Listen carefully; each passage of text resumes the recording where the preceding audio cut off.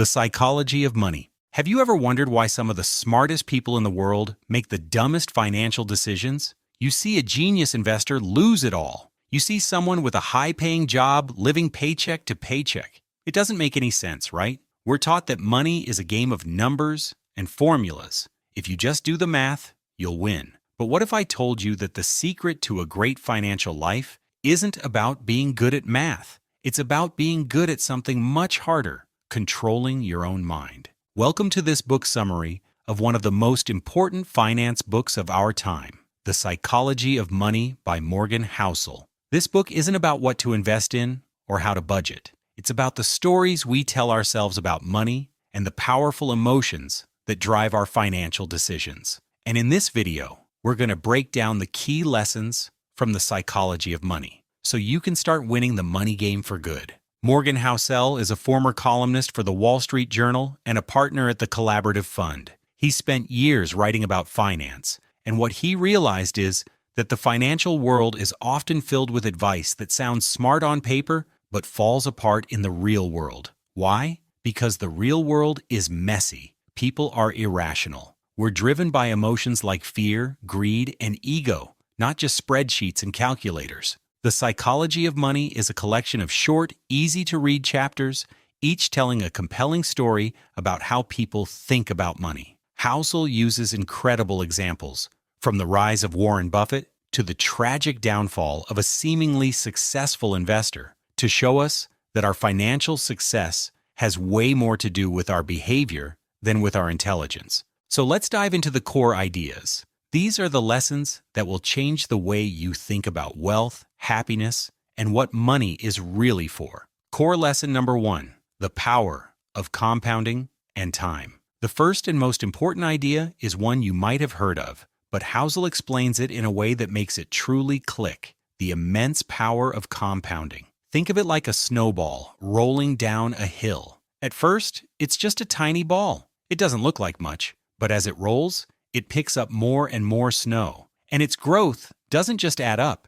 it multiplies. In the beginning, the growth is almost invisible. In the end, it's a massive, unstoppable force. Example: Morgan Housel points to Warren Buffett. We all know he's one of the richest men in the world. But here's the crazy part. 95% of his wealth was accumulated after his 60th birthday. It's not because he's a genius who picked perfect stocks. It's because he started investing early and just never stopped. For over 75 years, he let that snowball roll. Actionable takeaway: the single best thing you can do to build wealth isn't to find the next hot stock. It's to start saving and investing as early as possible and be patient. Consistency beats intensity every single time. Lesson number 2, getting rich versus staying rich. Here's a powerful distinction. Getting money is one thing, but keeping it is a totally different game. Getting rich often requires taking risks, being optimistic, and being bold. But staying rich requires the opposite: a healthy dose of paranoia, humility, and the fear of losing it all. Example: Housel tells the story of a man named Richard Fuscone. He was a high-level executive at Merrill Lynch, a brilliant mind with a great career. He was rich, successful, and well-respected. But he made one fatal mistake. He took on too much debt. He bought a massive home and borrowed against it, convinced that the market would only go up. When the 2008 financial crisis hit, he lost everything: the house, the savings, everything. He got rich, but he didn't know how to stay rich. Actionable takeaway: financial survival is the ultimate goal. Don't be afraid to be a little paranoid. Build a margin of safety into your life. Have an emergency fund. Don't let your ego convince you to take on too much risk. Your number 1 job is to stay in the game. Core lesson number 3, the price of everything and the value of nothing.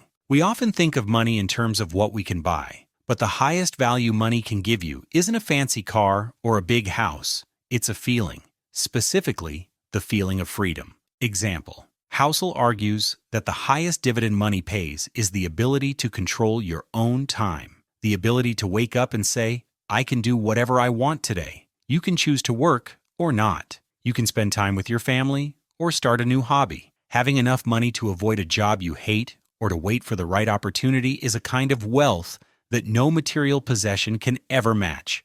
Actionable takeaway. When you're saving money, don't just think about what you're giving up. Think about what you're gaining. A little more freedom, a little more freedom, a little more control, and a little more of your own time. Core lesson number 4, the man in the car paradox. This one is a classic self-improvement lesson from the book. We often buy things because we want other people to like us or respect us. But here's the paradox. When you see someone driving an expensive car, you don't think, wow, that person is so cool. You think, wow, I wish I had that car. Example. Housel calls this the man in the car paradox. The person driving the car thinks everyone is admiring them, but what everyone is really doing is admiring the car and imagining themselves driving it. The desire for wealth is often driven by a desire for respect and admiration, but we almost never get it by spending money on things. Actionable takeaway: don't chase a lifestyle that's meant to impress others.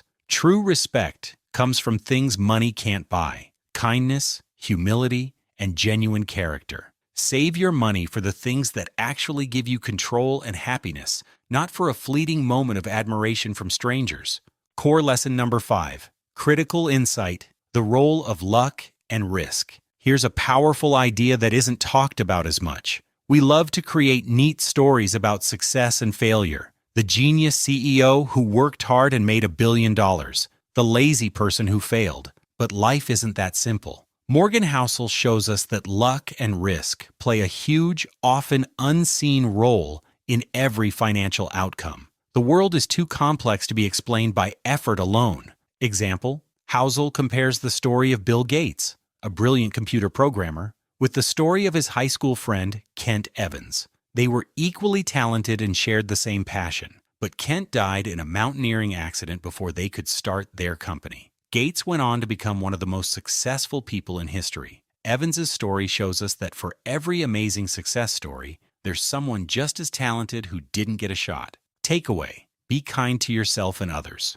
Don't assume your success is purely a result of your genius, and don't assume someone else's failure is purely a result of their laziness. Luck and risk are everywhere. Focus on what you can control: your behavior, your humility, and your willingness to take a reasonable amount of risk while still preparing for the worst. Conclusion and final push. So let's quickly recap the main points from The Psychology of Money Explained. Patience and compounding are the true engines of wealth. Staying rich is harder than getting rich, so prioritize survival. The greatest value of money is the freedom to control your time. Impressing others with money is a losing game. Chase humility instead. And finally, remember the role of luck and risk in every story, including your own. This book isn't just about money. It's a guide to living a more thoughtful, humble, and fulfilling life. It's a reminder that the real game of money is a game of psychology, not math. It's about understanding your own emotions, biases, and fears. And when you master that, you master much more than just your finances. I want to hear from you. Which of these lessons hit you the hardest? Do you have your own stories about the psychology of money? Drop your thoughts in the comments below. And if you want more deep dives and book summaries like this one, hit that subscribe button and ring the notification bell so you don't miss our next video. Thanks for watching, and remember, do well with money, but more importantly, be well.